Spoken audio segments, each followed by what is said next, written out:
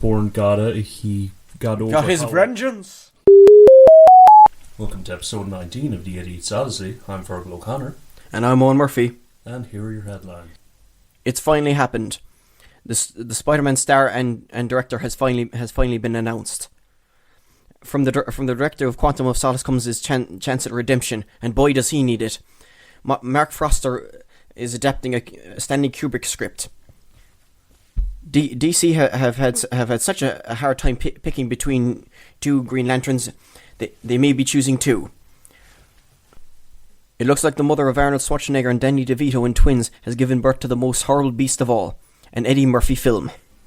So first off, after months of waiting and speculation and thinking that goddamn Asa Butterfield kid was going to be Spider-Man, we finally have the names of our director and star for the next Spider-Man film. So who to start with, I suppose? Well, star, I suppose.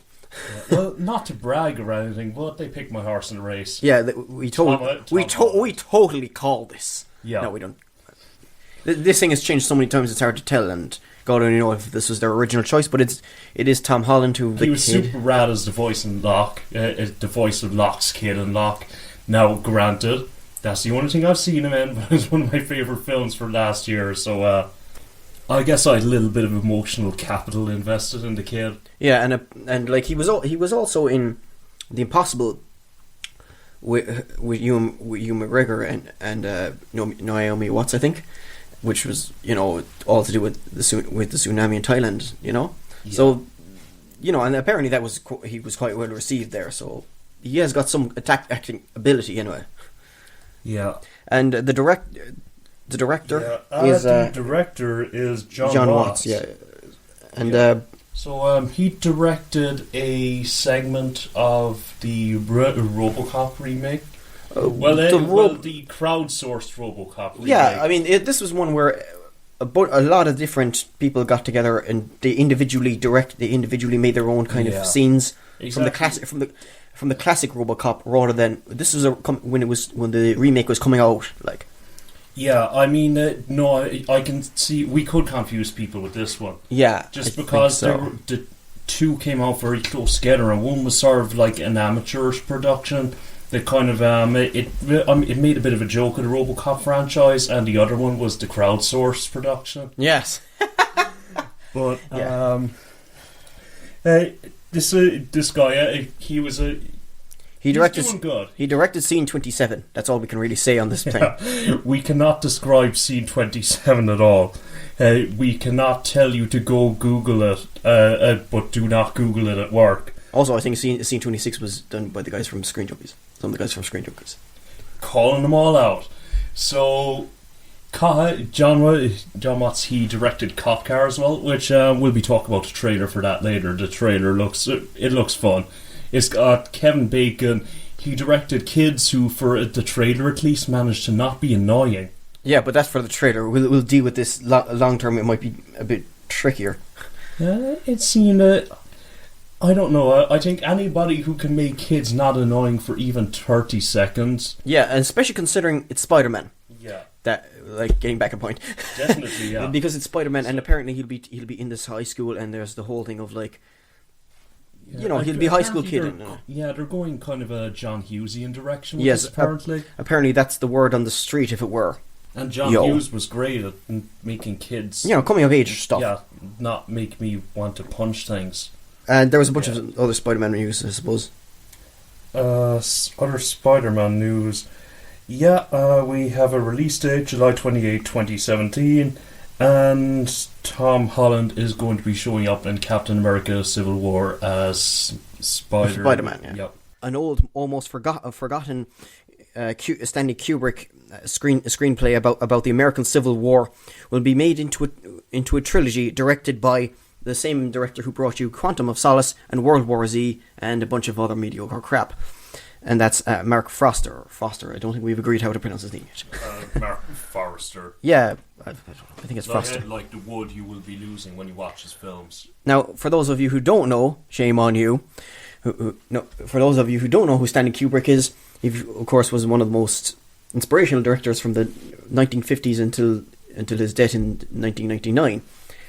in which he directed like the likes of 2001: Space Odyssey, The Shining, Eyes Wide Shut, so many other quality stuff. Doctor Strange. Yeah, Spartacus, and he like between some of his very early stuff, there was Fear and Desire and Paths of Glory. These were both very much anti-war film. Like Paths of Glory was very much an anti-war film, but between these two films, Fear and Desire and Paths of Glory, he wrote a screenplay that he called The Downslope, and this is going to be made into a trilogy. So I guess we'll see, Yeah, so I guess this is Hollywood kind of it's taking it. It wasn't meant to be a trilogy originally. I don't think it was. See, I haven't heard anything about it being originally a trilogy. But it centers on a series of Civil War battles between the Union General George Armstrong Custer and Confederate Colonel John Singleton Mosby, known as the Grey Ghost. And like it sounds interesting, I guess, if you're interested in that, but we have no idea about Civil War realistically, do we? Well, it sounds like say an interesting take on the kind of the mental battle between the two men. Yeah, so the thing is, if Kubrick had directed it, I'd be very excited for this, and I'd probably research my ass about it. But where it's this guy, I don't know what to believe in anymore. Yeah, one would hope that Kubrick's notes on the whole thing will help him not screw it up too badly. You'd imagine that Kubrick would be fairly detailed, I suppose would be the word, with his notes. Yeah, surely. So. I mean, Mark Forster, look, he managed not to screw up World War Z too badly. Yeah, not too badly, I suppose. Although, to be fair, he was just given the name World War Z and told, make a Brad Pitt zombie movie. Well, apparently there's going to be a Green Lantern film in 2020, they say. And the question, of course, now remains of what Green Lantern they will be, and it might actually be two, according to the latest inklings, Yep. It might be both Chris Pine might be possibly Hal Jordan, and there have been rumours and hints that Tyrese Gibson, most famous for, I suppose, the Fast and Furious series and the Transformers stuff, has hinted at possibly being the Green Lantern of Jon Stewart. He claims he deserves a shot at this stage. Yeah, possibly. Because he's been talking about wanting to be the Green Lantern for, I think, or before they actually were rebooting it nearly, officially rebooted it. And he's speaking about there's an announcement coming up apparently.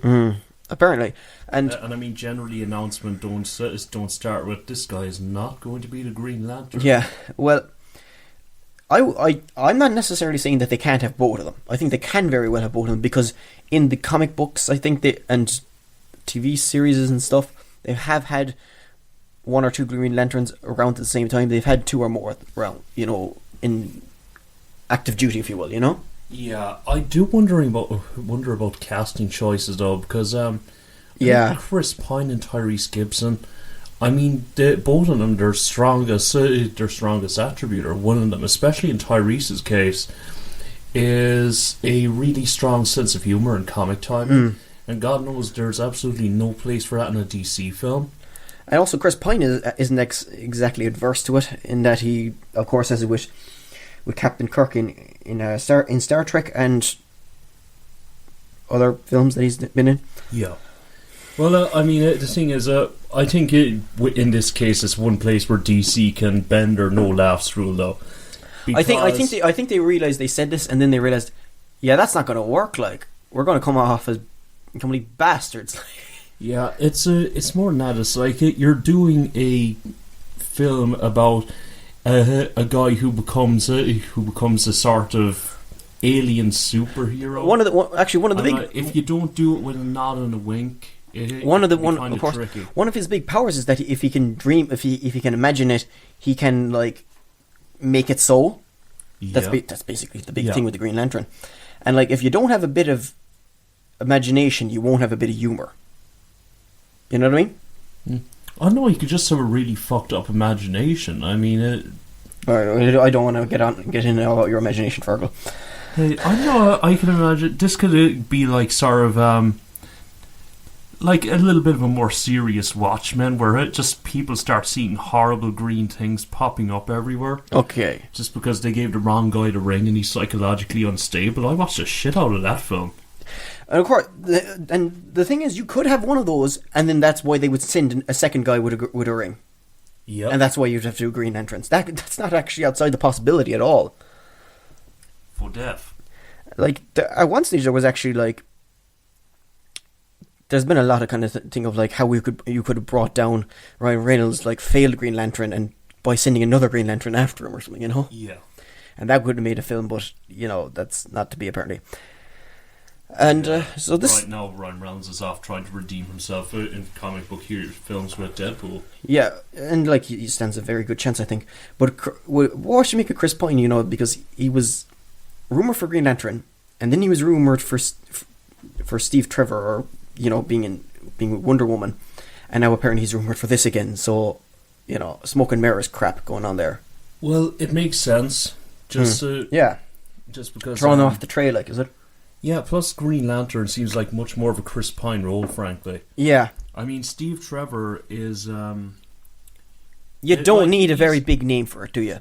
Let's be honest about it. Yeah, it'd be odd to give such a big actor the role unless you were going to make major changes to the character. I don't know. I think that's what I was saying originally when I called him her bitch.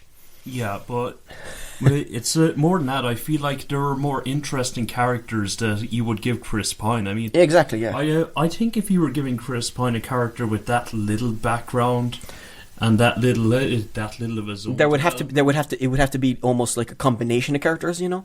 Yeah, in he would be Steve Trevor, but really someone else plus Steve Trevor or something. Yeah, I feel as they have done before. Like, I feel like if you ask Chris Pine about that, he'd get Zachary Quinto to sneak up behind you and give you the nerve pinch. Yes. Which leads us nicely into our next story, which is really more of a Frankenstein of a story, made out of two small stories stitched together. Yeah, but we'll take what we can get. Yeah. So first off, Chris Pine and Zachary Quinto could potentially be in Star Trek 4. At least the studio is keeping that option very much open. Isn't this more of a case that if they decided to make a fourth one, they would obviously isn't the question whether they would make a fourth one rather than if these two main leads would be in it? What do you mean? The question is not whether they would be in it. The question is whether they would make one in the first place. I mean, there always is the option to nuke the entire thing. The studio has the option to recall them. But if the studio doesn't exercise that option, yes, that's we exactly have George what I'm Clooney saying. and like Danny DeVito as Picard or something. That's almost hard. Yeah. So, anyway, that option exists. So the studio is on some level considering a Star Trek 4, which is probably going to depend on the success of Star Trek 3, which went into production this week. And that's all the Star Trek 3 news. It's in production. Yeah. Star Trek 4 is something they're considering. And release date is supposed to be the 8th of July 2016. There we go. So, watch this space. So, given that they've got Ben Affleck on board with Batman, it seemed a little odd to a bunch of people that DC didn't really seem to be considering a Batman just standalone film. Yeah. I assumed it was just a matter of time once he'd proven himself as because it looks like DC. It seemed a little odd to DC too, because the rumor is currently that they're having Ben Affleck and his personal screenwriter, whose name is Chris Terrio, who took home an Oscar for writing Argo, develop the next Batman film, which is tentatively titled The Batman and due out to be in 2018 if this all pans out. I think that's the rumour I heard, that would be the name, The Batman. Yeah. Which of course sounds kind of cool, you know, to be different. Yeah, I mean, The Batman. I mean, when you go into the reboot business, you've got to have some way to distinguish them. Yeah, that's true, I suppose. Yeah, but I mean, Ben Affleck has been knocking it out of the park with his directing efforts recently. I mean, yeah, he's actually very much like definitely behind the camera suits him. So like I was looking for. I thought when they brought him on board that the first thing I thought was that if they're going to do a Batman film, you should obviously direct it as well. You know. Yeah, absolutely. Yeah. And apparently that's the way they actually are going about it. So yay. He is absolutely excelled as a director. Marvel's main man Kevin Feige has announced, or just happened to comment basically in the press conference that within the next decade, LGBT characters will be introduced. Cool. He didn't actually go into any real detail whether or not how major a character they would be, but they will be introduced, which is pretty cool for equality and crack. Yeah, I feel like it's good that they're actually making a proactive effort to get on top of this. Because I think they don't really have a choice considering the timing of the actual of the question being asked and just like logically going forward, like Yeah, I mean, gay characters are kind of grossly underrepresented in blockbusters as a whole. Well, yeah, in media in a whole, really. Yeah, so I mean, it's good that there's actually they're taking a step to sort of. It's not affirmative action. It's more that just that they're conscious of it and they're going to fucking fix it. They're not ignoring it. Is the thing. Yeah, it's they're fixing the ratios. Yeah, it's only fair. Like, it's not even about fairness. To be fair, they haven't actually gotten around to. They have only recently gotten around to introducing their first non-white characters and not like main characters and not female lead characters. Yeah, I feel like the Supreme Court thing. It really it's another step in just letting them be more free. To do stuff exactly. like this. So, like when that one racist producer goes, now y'all, I don't think people in the cinema won't see any gays in our film. I feel like now they can point to the Supreme Court thing as another reason to shut the stupid fucker down. Yes, exactly. And also within this same week, Kevin Feige has also said that they may be.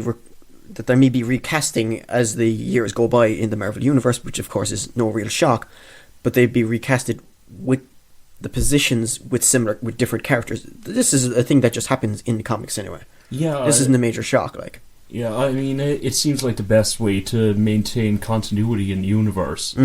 Just because when people get older. Yeah, people get older, people drop out, and when people drop out, if you keep pretending it's the same person, it does kind of break the admittedly thin at times kind of suspension of disbelief. Yeah, but like even in the comics, Steve Rogers, the original Captain America, did eventually like retire, and he was replaced with at one stage Bucky Barnes, and then later on he was replaced with Sam Wilson. Yeah, well, I mean, every character is on the fucking shopping. Yeah, so they all get moved around in. But so this neither of these would be what you'd call breaking news, but they're still really important, I suppose. I guess I think it shows that Marvel. The first one, obviously, a bit more important. Marvel have a tap that they can turn on and it spews cash, and I don't think they have any interest in turning that tap off. You see, the thing is, but the second one is that this is very much a case of no one actor leaving is going to stop this train. Bingo. More news is starting to trickle out about the next Bourne film. Julia Stiles will be rejoining the cast for one. Okay, so she was in the original trilogy, yeah? She showed up in all of the original trilogy. She said she took a reasonably big part in the first one, then she dropped back a bit for the second one, and then she had a very large part in the third one. And now she's going to be showing up in this fourth one. In what capacity, can't tell you. The other piece of news, and so she was the romantic lead in the first, in like the third one, wasn't it? Yeah, it's like after Jason Bourne got his vengeance. Yeah, after he got over how upset he was at his European girlfriend dying, he was all like, "Hey, that CIA, I used to have a thing with that CIA girl." It was a weird thing because she wasn't entirely a romantic lead. They just threw in a lot of sexual tension between them. Ah, yes. Yeah, as it should be done. Yeah, it's So that's the Julia Stiles story. Good. We also have a rumour about the villain. Oh, yeah? And the rumoured actor is Viggo Mortensen. Oh, yes. Yeah. Of course, best known for Lord of the Rings, of course, you know. Yeah, best known for Lord of the Rings, but in terms of the best acting he's done, History of Violence. Yeah, History of Violence, Eastern Promises, The Road. Viggo Mortensen is an absolutely phenomenal actor. I think it shows commitment to the casting philosophy they had in the first 3 films, and even in the 4th film, even if it didn't pan out. Yeah, considering they got Edward Norton in that one. Yeah, so they cast prestige actors, people who can really carry on the role, and give a lot of gravitas to it, which I think what was missing in the 4th one was a kind of a heavy weight on the political subplot. Which I think was more present in the Greengrass films, especially in the second one. Yeah. And it kind of gave the films a lot of weight, which I think when they're casting an actor of this caliber, it shows commitment to that philosophy. Because what's strange is that Viggo Mortensen, I think, has kind of basically said how he doesn't really go in for the blockbuster roles, and he doesn't really go in for like franchise kind of stuff. Yeah, maybe not. I don't know if he's ever actually said it, but his like choices have said that since Lord of the Rings. I think the key point is so it says a lot about the script, I suppose, is what I'm saying. Yeah, and Paul Greengrass. Yeah, that too. As soon as Paul Greengrass showed up, the Bourne films they took a turn. People got interested again, like. Yeah, well, it wasn't even they got interested again because everyone was super excited after the Bourne Identity. It's just that it I mean, after Legacies, like. Oh yeah, I know what you're saying. Yeah, but I feel the franchise really changed in terms of just taking that political bent, which Paul Greengrass, in terms of his history, in terms of United 9-3 and Green Zone and Bloody Sunday, he has always shown a real interest in that, and bringing a guy on board with that sort of history. Produced a film that was really heavy on that sort of stuff, and it gave the films a very different vibe. Absolutely, and that's kind of the thing you want, like, you want, because it kind of needs that kind of weight to be grounded in and be a little different from the usual like Bond or Mission Impossible stuff. Exactly, because which it would be in danger of if it wasn't for that kind of stuff. Exactly, the political stuff. And I think that might be why Viggo Mortensen could really rationalise and even be interested in playing this role. Yeah, because it's a little deeper than just a spy film. Exactly, yeah. He's not playing some James Bond film, if I would say. He's playing a deep and interesting that would be hilarious. character, hopefully. Suffice it to say that I'm very excited about this. I mean, the first 3 Bourne films, and especially the Greengrass ones, the first one is a great film. I feel like the second one worked on every conceivable level, and the third one was a damn fine film. That it was a worthy successor, even if it wasn't quite up to the standard of the second one. So these are basically we're very happy with these 2 casting announcements. Super excited. And in a similar line, we're seeing details start to trickle out about Independence Day 2. Which we can now call Independence Day Resurgence. Yeah, that feels like a lazy name. That's not generic at all.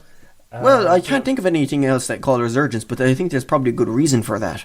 Yeah, and furthermore, I can't think of anything else to say about the title Independence Day Resurgence. So, moving on to our other piece of Independence Day news. Apparently, the reason that Will Smith didn't show up in Independence Day 2 was because M. Night Shyamalan is somehow managed to ruin a film he wasn't even a part of with this one. Nice. It's by making After Earth so bad, and apparently Will Smith also had quite a large part in that. Yeah, that's the thing. What I don't get is just like, it was mostly Will Smith telling M. Night Shyamalan how he wanted it to look, isn't it? Yeah, but wasn't it like go on. Looking at M. Night Shyamalan's recent track record, I think he's got a wholesome culpability on this one.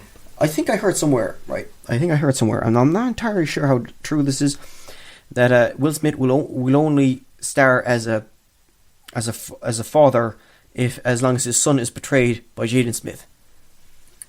So I think, seeing as that Ladies and gentlemen, Yeah, I think you we could see have where I'm going found with the this. most spoiled child on the planet. So basically, like, if Will Smith's character had to have his son in this, I think I would take the sacrifice of not having Will Smith as long as I don't have Jane Smith in it as well. Yeah, so, but, I feel like it, I really like the M. Night Shyamalan kind of ruining films. He's not even a part of narrative. So I'm going to go with that explanation. Sure. And hopefully, Independence Day 2 will, Shame on you, Will Smith. Shame on you, M. Night Shyamalan. Yeah. Shame on both of y'all, as this isn't a happy story. Yeah, let's just move on to something else. This isn't a happy story either, actually. We're moving on from one actor being let's say, Hesitant? Yeah, to be in a film, to an entire film just not existing anymore. Apparently, Well, I thought it was a case of that it was being just pushed off the current radar. it's being put on the very, very long finger. Oh, God. Development hell. Yeah, Channing Tatum's Ghostbusters film is no more for now. Yeah. Apparently, the way they feel about it, Channing Tatum was saying that things with the franchise had gotten messy. Yeah, it really had it, because there was the reboot happening. It was going to be all females, and then they decided to make an all males one to coincide with the all females one. I'm getting confused even saying this. So I can see what he means by messy. Yeah. Yeah, and then his Magic Mike XXL writing partner Reed Carlin said in an interview that it's just not happening, or it's going to take some sort of miracle, because apparently it's too complicated. There's a lot of things going on with that brand, and I just feel like it's oversaturated. Yeah, and I think Hollywood that feels like a brand is oversaturated. that says a lot, doesn't it? Like, that says a lot, and but it's a good thing that some writers are able to get their heads out of their own asses and be like, yeah, this isn't going to work. Yeah, I mean, I don't feel especially bad about this, frankly. No, I mean, I actually I would like Channing Tatum. I would like to see Channing Tatum in that kind of thing, but I'm actually quite comfortable at seeing him, continuing to see him in the Jump Street stuff, and seeing as that they already have a Jump Street 23, I think, in production, do they? Yeah, And they'll have the Jump Street and Men in Black crossover. I think he's in enough of those kind of things that it'll tie me over for a while. pretty much. It's not like there's going to be a Channing Tatum shortage in the cinemas anytime soon. Yeah, exactly. So, In fact, you're probably going to see more of him than you wanted to if you go see Magic Mike XXL next month. yeah, nice tie-in there for Anna Gunn, best known for her role as Skylar in Breaking Bad and the female detective in Grace Point, will star in a female-driven Wall Street film called Equity. It's basically just a Wall Street drama, and it's about an investment banker threatened with scandal and corruption. Yeah, Financial scandal and corruption, I should say. I don't see how Anna Gunn is connected to this. I mean, when does she ever have experience with playing an accountant who becomes involved in embezzlement and corruption, you know? Good point. Yeah. So, clearly I'm being facetious there, but I think Anna Gunn, she's played this sort of part already. Yeah, she's played some really, ballsy females in it. Yeah. I think it would be the best way to describe. What's actually very interesting as well is that it's directed by a female who I think this is basically her first major film. Everyone's got to start somewhere. And it's Mira Menon, I think. Menon. Taking all bets in that pronunciation. Yeah, so I'm just going to go with Mira Menon. Yeah, that's how I would go with it as well. And it'll be interesting to see it anyway. So Equity, we'll see what happens. Yeah. So apparently Terrence Malick's Knight of Cups won't be debuting in autumn of 2015 because apparently it's going to be in 2016, possibly the spring. This is not exactly unusual for Malick because apparently he usually debuts his films at festivals and then waits until the following year to release them theatrically. Yeah, I mean, which is, I suppose, just a thing you can afford to do when you've already made your money with oil. So whatever. Yeah, Terrence Malick. I think if you go in with that kind of thought into a Terrence Malick film, you're kind of understanding stuff a bit more. Yeah, I like to imagine he's like Hitchcock on set, where he's just kind of sitting in a chair snoring. And also his next film, the one that was originally, I think, reported as being called Weightless, also by us, we reported it being called Weightless, will not be called Weightless. Yeah, well, someone else reported, and then we reported them reporting it. Yeah. So, of course, this is the one that stars not only Christian Bale and Natalie Portman, which Knight of Cups will star, but it will also star Ryan Gosling, Michael Fassbender, and Rooney Mara. So that is a serious ass cast, but it will be called under a different name. Yeah. So we'll probably have to refer to it in the same way they used to refer to Prince, the film formerly known as Weightless. Who knows? I mean, that'd be a pretty Terrence Malick-y thing to do, actually. Yeah. Next up, stories that we all knew were pretty much fucking happening already. Jason Statham is going to be in Furious 8. Spoilers for Fury 7. Yeah, and it seems like this franchise still can't get rid of anyone. Yeah, that's pretty much it. But the Statham, I think, was a welcome addition in Fury 7. So he was. He was brilliant. He had my favourite over-the-top character introduction of the year. Yeah, it was just completely that ridiculous. Was absolutely glorious. And that's it. That's really it. Jason Statham will be back, and no more on that. Like he said it in an interview. We'll just put the interview in the show notes. Yeah, so there's probably going to be more bitch and fight scenes, which we already knew. There's probably going to be more car chases, which we already knew. Some of the physics of Fury 7 still scare me in such a way it keeps me up at night. I like to imagine they're set in an alternate world. You could successfully kind of put in brackets after the genre sci-fi, and you can make a pretty good argument for that. But yeah, more news. Furious 8 continues to move ahead and will probably make absolute bucket loads of money at the box office. Yeah, pretty much. I mean, it's already the Fury 7 has, I think, recently just gone over Avengers 1. Yeah, so it's the third most profitable film exactly, of all time. I was like, yep. That's almost horrifying. That's a lot of money. And now to less expected sequels. Apparently, Cine Europe, at the Cine Europe convention rather, EuropaCorp revealed that Lucy 2 was in their slate of projects that were undergoing development. Cine Europe, EuropaCorp. None of that makes any sense to me, but go on. Lucy 2. Yeah, Lucy 2. So, Lucy 1 was kind of a weird one. I feel like it was the stupidest film last year. What I don't get is basically, in this film, isn't the case if she can she can make her enemies collapse onto the ground. Yes. After that, how is anything a problem for her? It isn't. Well, it is a film that works in no conventional sense.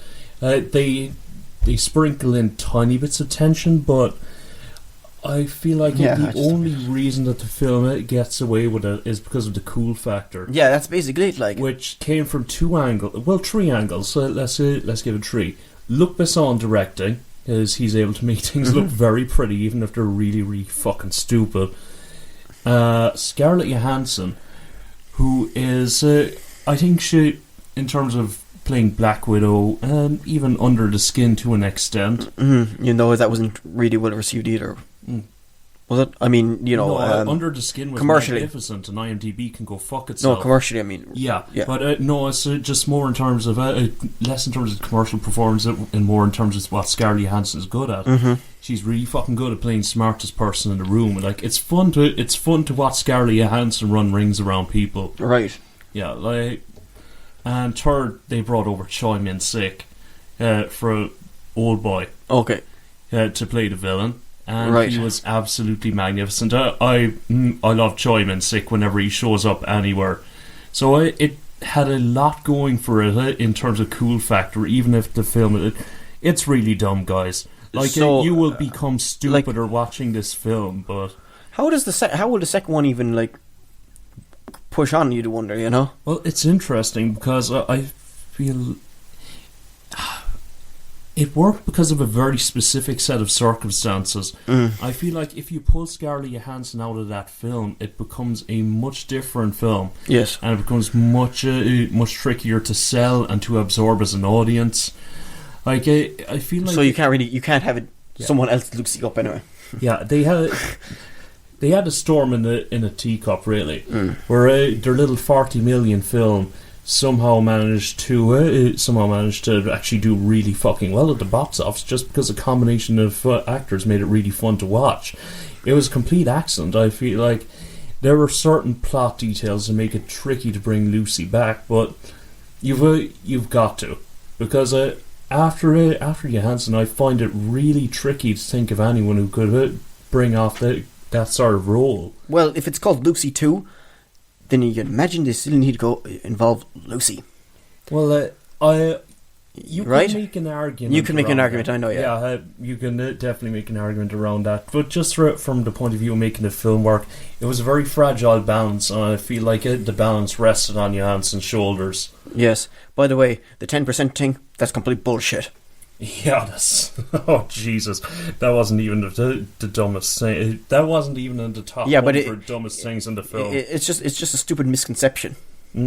Yeah, a stupid misconception, but in a way it was fitting that a stupid film was built on a stupid misconception. Fair enough.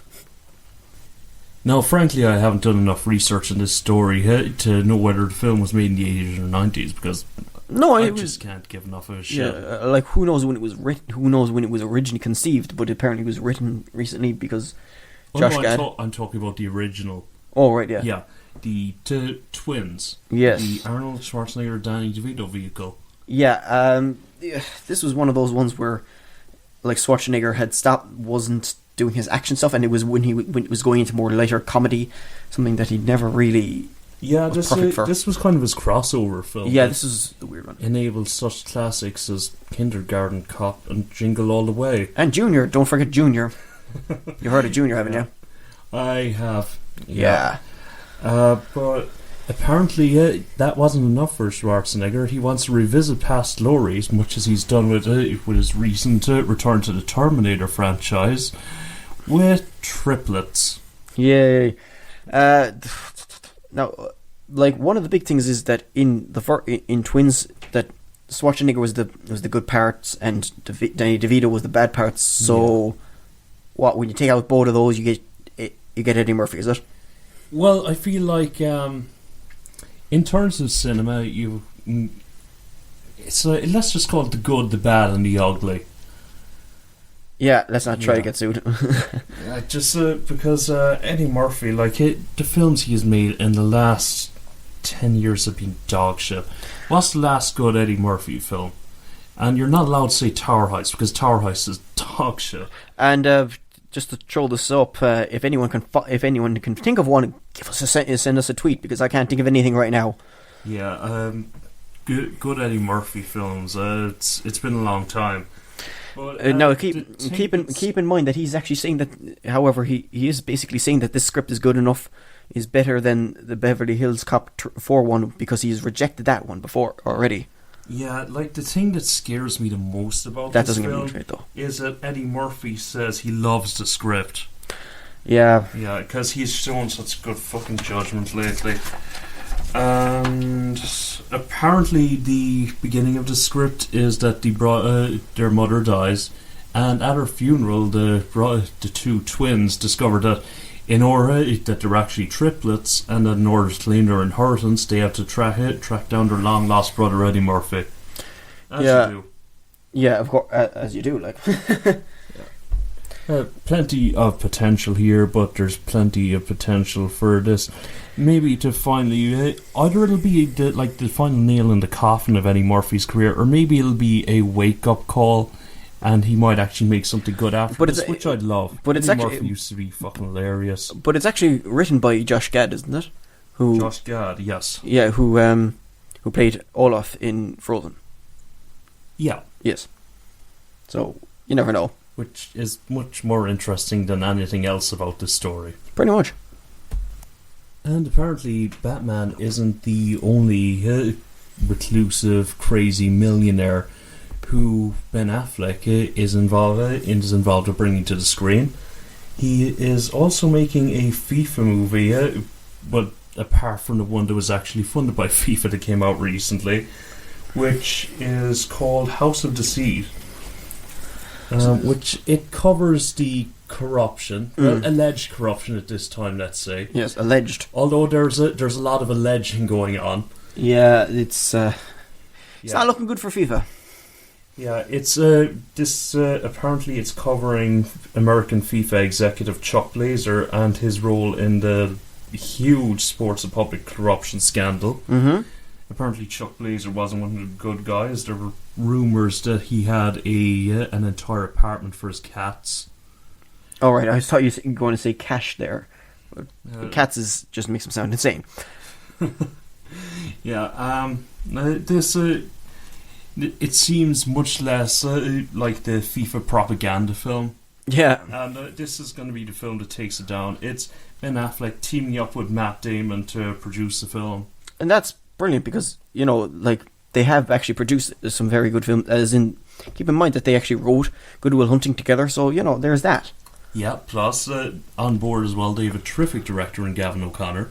Of course. Who has done Warrior, and, Pride and Glory was slightly less terrific, but goddamn Warrior. And of course, coming out this year, Jane Got a Gun. Yeah, we'll tell you if that's terrific later in the year. To be decided. But that's it for this story. There's a FIFA movie that's finally going to... and it's non-FIFA funded, basically, is the big thing as well. Yeah, ideally it'll finally give FIFA the shilling on that it deserves. And it's the happiest time of the week for me. It's the time where I get to talk about Park Chan-wook, who, and I am not making up any part of this headline. Park Chan-wook is set to adapt a lesbian period piece called Fingersmith. We wish that was a joke. It's not a joke, though. It's based on a Victorian era crime novel about. It's about a seduction. It's a crime novel about a criminal seduction. The idea is that it's relocating the movie to Japan and Korea and Japan in the 1930s, when Korea was under Japanese occupation, and it's Sutrinder as an orphan is left in an orphanage where, in the locality, let's say, there are thieves called fingersmiths, hence where the name comes from. And now you can get your mind out of the gutter. One day, I'm getting significantly less turned on as I hear more about the story, but go on. Wait for it.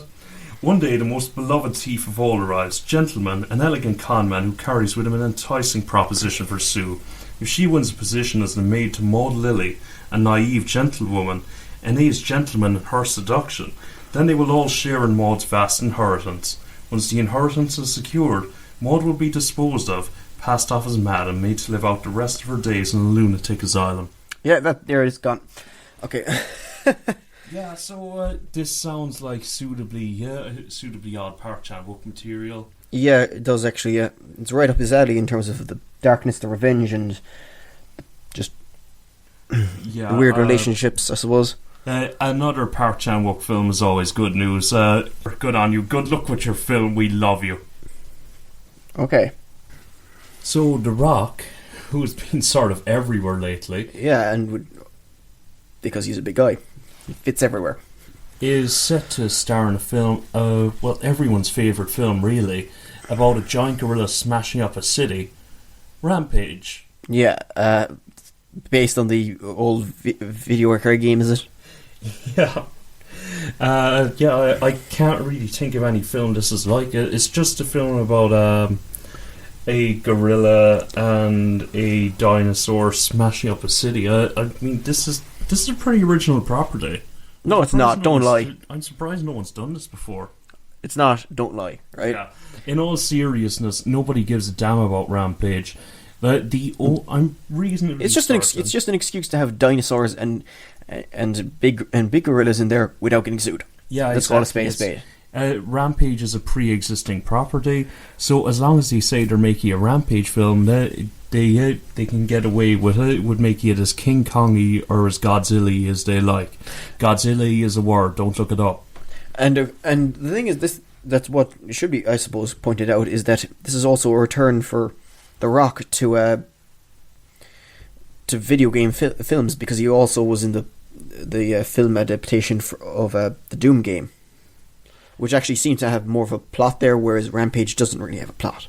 Yeah, well, I mean, The Rock's a tough guy, but I mean, I imagine that thinking back to Doom is the sort of thing that makes him cry himself to sleep. I think it might be, for all we know, it could be a chance at redemption for him. Yeah. I imagine it'll be very loosely based on Rampage. Yeah. It's this is barely a video game film. This is a film that's it's just masquerading as a video game film to make lawyers happy. Pretty much, but I'll give it a crack. Yep. Should be enjoyable fun at the very least, you know. That remains to be seen. And now onto the trailers for the week. The first trailer is from Cop Car, which is, as we've already said, the latest film by the new Spider-Man director John Watt. And it's starring Kevin Bacon and 2 kids, I guess, you know. Yeah. It looked pretty interesting, actually, you know. Yeah, this film, the trailer takes one hell of a tonal twist.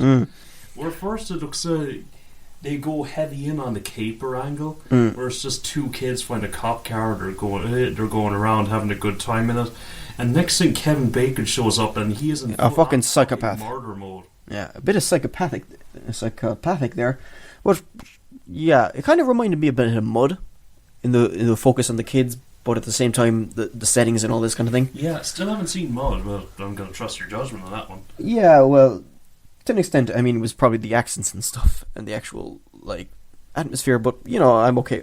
I thought it was actually a decent enough trailer.